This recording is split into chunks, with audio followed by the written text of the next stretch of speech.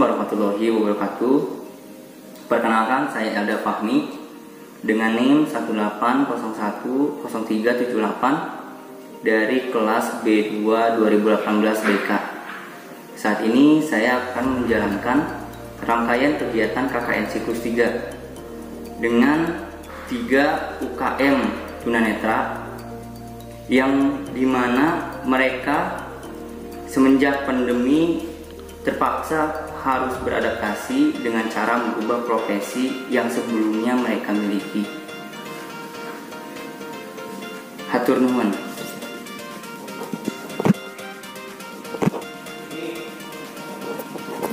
Assalamualaikum warahmatullahi wabarakatuh. Waalaikumsalam. Hari ini saya akan kembali menjalankan rangkaian kegiatan KKN siklus 3. Dan saat ini saya telah ditemani dengan salah satu UKM hebat. Kang Agus, sebelumnya saya ucapkan makasih banyak sudah mau membantu saya dalam menjalankan kegiatan KKN siklus 3 tahun ini. Ya. Jadi Kang Agus, saya tuh mau bertanya. Sekarang Kang Agus menggeluti profesi sebagai penjual kerupuk. Betul. Nah, sebelum pandemi, Kang Agus memiliki profesi apa, Kang Agus? Oh, sebelum pandemi saya kebetulan sebagai terapis atau master atau lebih tepatnya tuang masjid lah. Dulu ada di sebuah panti, salah satu panti di Kota Bandung. Lalu semenjak pandemi, Kang Agus memutuskan untuk beradaptasi dengan cara mengubah profesi menjadi pedagang kerupuk. Itu kenapa sih Kang Agus mengambil profesi sebagai penjual kerupuk? Ya, sebelumnya yang melatar belakangi saya untuk berjualan kerupuk karena memang keadaan pandemi ini kan panti yang begitu-begitu kan tidak bisa beroperasi. Otomatis saya juga harus beradaptasi sama keadaan ini kan. Itu jadi berjualanlah kerupuk. Tapi ada nggak sih kendala-kendala yang dihadapi saat menjajakan dagangan? Oh, banyak ya. Ya salah satunya cuaca. Nah, cuaca pengaruh besar bagi pedagang seperti saya. Hujan ya udah lecek, kalau juga nggak bisa kadang ya kalau besar nggak bisa berangkat gitu, atau transaksi juga kadang-kadang kan kesulitannya kalau yang belinya itu kan banyak tuh ya, nggak semuanya orang juga baik, kadang juga ada buka-bukanya itu yang ngasih, misalnya saya jualan kerupuk itu kan harga 5.000, kadang dia itu ngasih uangnya tidak sesuai dengan harga gitu. Karena ada yang seperti itu juga. Ada juga. Ada. Lalu kebijakan PPKM sekarang kira-kira berpengaruh nggak sih? Sangat berpengaruh. Jadi ini yang tadinya saya di panti harus bermanuver bagaimanapun caranya harus tetap hidup, ya jadi berjualan keliling akhirnya kan gitu. Karena kebijakan PPKM yang tidak boleh kemana-mana itu. Lalu ada nggak sih masyarakat yang memiliki stigma bahwa biarpun ternyata saya harus tetap menjaga jarak, lalu tidak, yang tadinya ingin membantu tidak jadi membantu saat Kang Agus ini menghadapi kesulitan misalnya dalam mencari jalan? Oh iya betul, ada juga yang begitu kan. Jadi cuma ditunjuk-tunjuk arah doang, sementara kan tunanetra itu kan harus dibantu gitu ya. Ke kanan, ke kiri, kanan, ke kiri, ada yang seperti itu juga. Jadi emang sangat menyulitkan. Lalu keuntungan dari penjualan kerupuk setidaknya bisa menambah pemasukan nggak sih dalam menjaga kehidupan, makan, minum, tinggal di kota Bandung? Iya, ya sangat jauh ya dalam pendapatan sama di panti sebelum PPKM. Ya bagaimana ya, dicukup-cukupkan aja sih. Itu ya. Itu.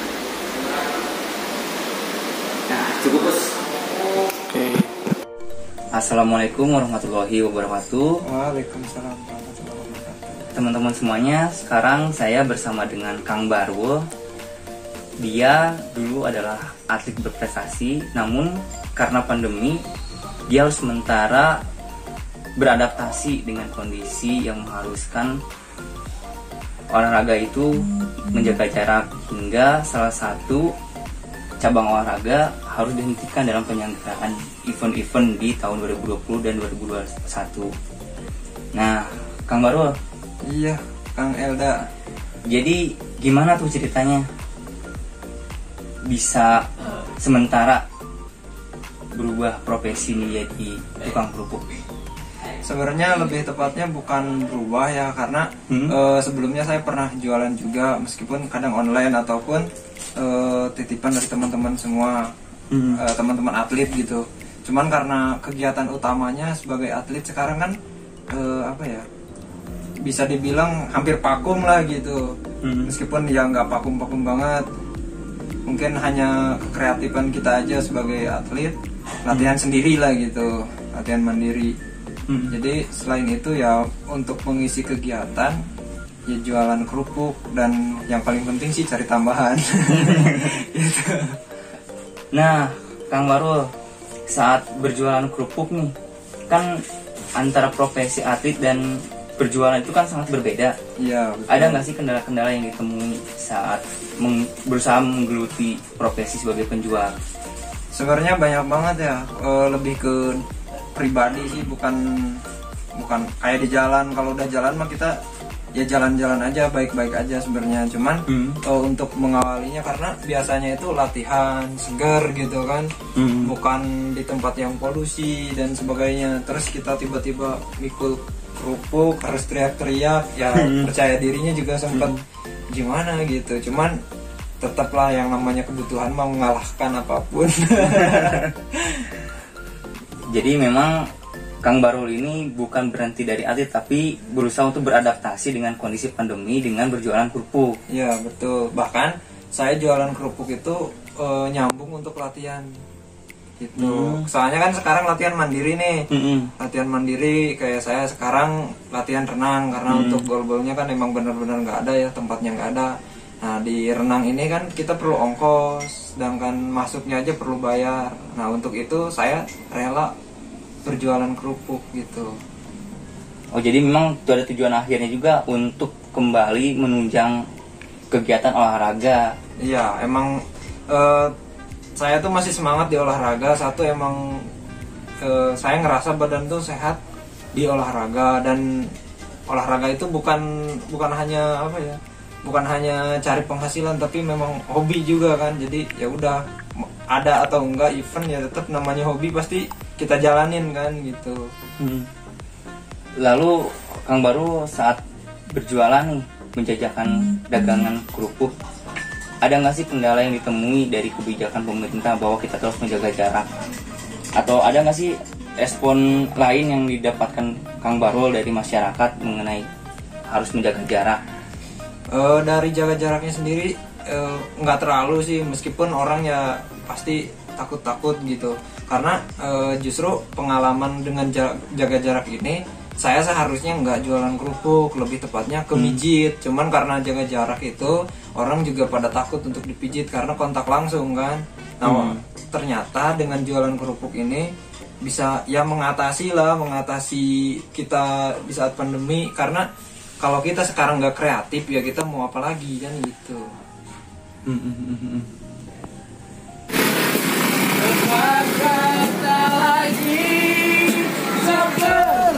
Tadi itu rasa rindu padamu, biarkan gua banget teh, senang teh. rinduku telah aku puisikan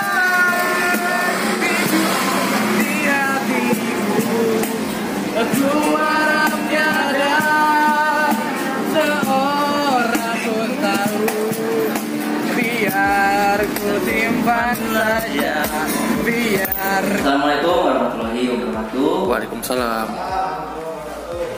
Teman-teman semuanya, sekarang saya bersama dengan salah satu musisi hebat di kota Bandung. Namun semenjak datangnya pandemi, sekarang ia menggeluti usaha berjualan kerupuk.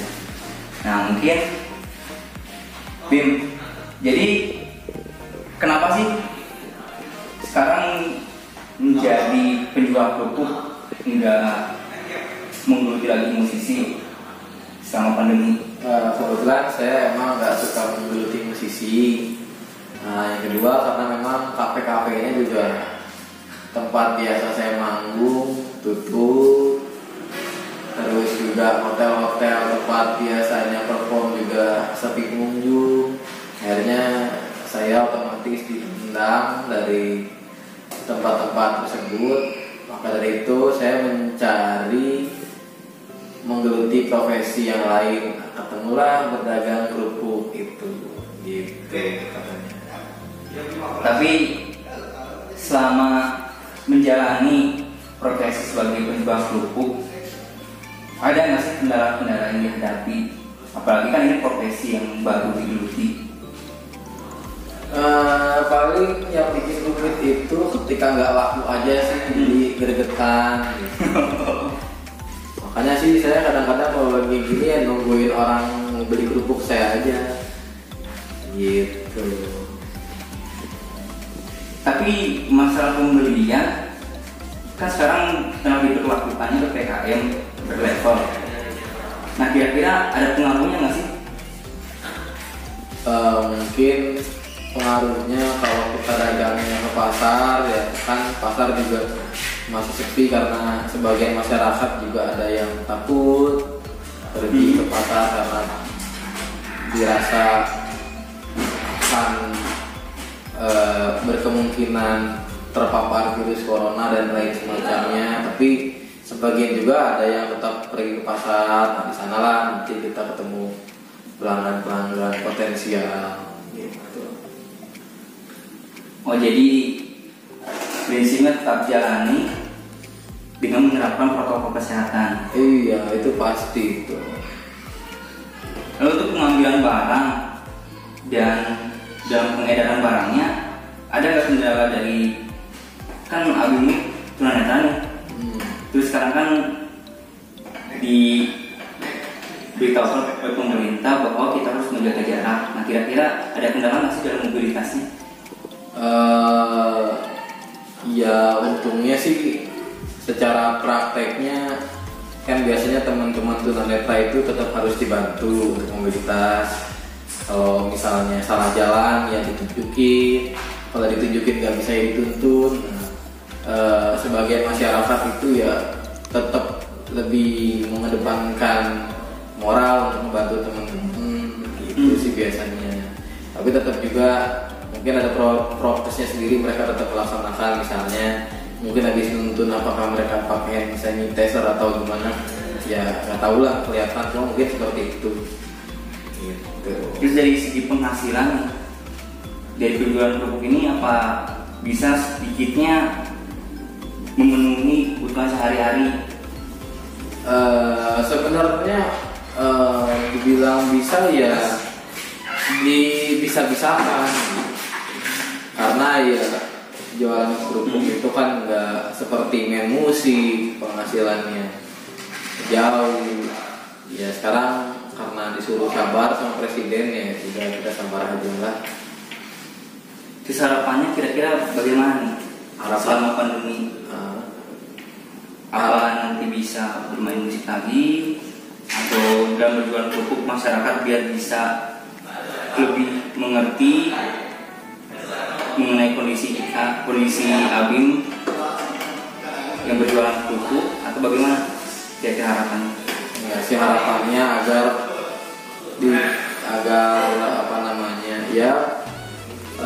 virus coronanya cepat mereda sehingga ya saya bisa main musik.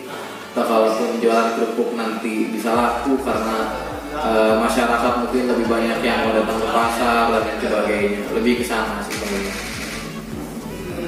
Cukup, Gus. Oke.